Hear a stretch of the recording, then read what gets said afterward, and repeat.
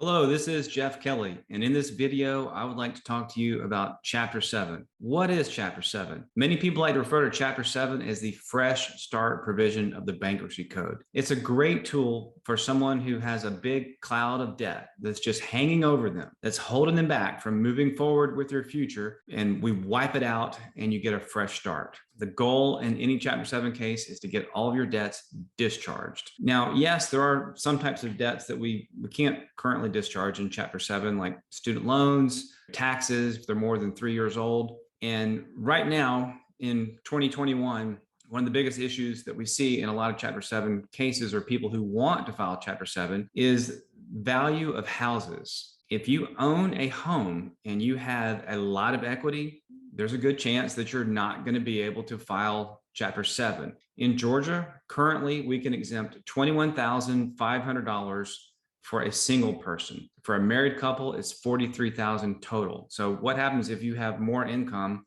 more than $43,000 for a married couple? It's very common right now where I see a lot of people that come in to talk to me and they've got $100,000 of equity in their property. If that person were to file a Chapter 7, there's a good chance that a Chapter 7 trustee is going to sell the house and they would have to pay you $43,000 because that's the exemption amount. All your debts would be wiped out, but they're going to take the rest of the money and use it to pay your debts. So you have to be very careful about filing a Chapter 7. It's not something we rush into. It's a free consultation to talk with me. We look at everything. Another obstacle for some people in filing a Chapter 7 is what's called the means test.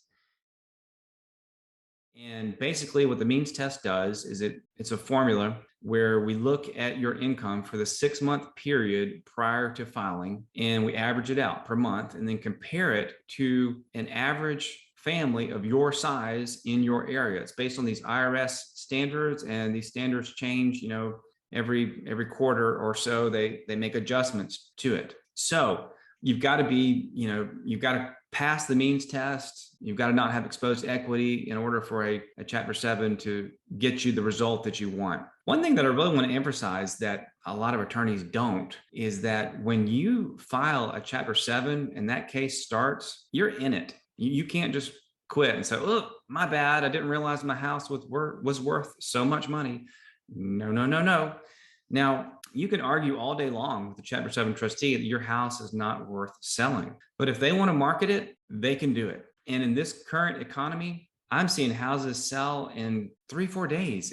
It's incredible. I've never seen a real estate market as hot as the one that we currently have. So what do you do if you're in a situation where you have too much equity and you can't file Chapter 7? You don't want to risk losing your house. Well, the answer is Chapter 13. In a Chapter 13, as long as we pay back the same amount of money to the creditors as they would get if you were to file Chapter 7 and you pass the means test and we comply with the means test, then Chapter 13 can be a great option for a lot of people. And as far as the means test goes, 99 times out of 100, whatever number we get at the end of the means test is usually going to be a very reasonable number. It's going to be way better than what you're currently dealing with.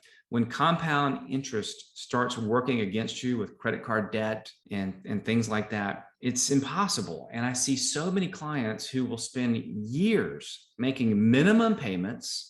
I see clients who clean out their 401ks to pay off debt that I could have wiped out in a Chapter 7. Don't do that. Leave your 401k alone. Don't take money out of that and use it to pay credit card debt. No, no, no. And I also see a lot of people who will sign up with these debt management companies. And no, what they do is they'll say, oh yeah, we got you covered. You're safe now. Just send us this monthly payment. And people will stay with those plans for 6 months to a year or whatever. And then eventually all the creditors come piling down on top of you because they can sue you in Georgia, whether you've signed up with a debt management company or not. With Chapter 7, nobody can sue you, nobody can call you, nobody can harass you. You have the power of the bankruptcy court behind you, the power of law. Chapter 7 is a great tool for wiping the debt out and recovering. A lot of people ask me, well, hey, wait a minute, is Chapter 7 going to hurt my credit? Well, of course it is. My goal as an attorney is to take any expectations about credit and just beat them into the ground.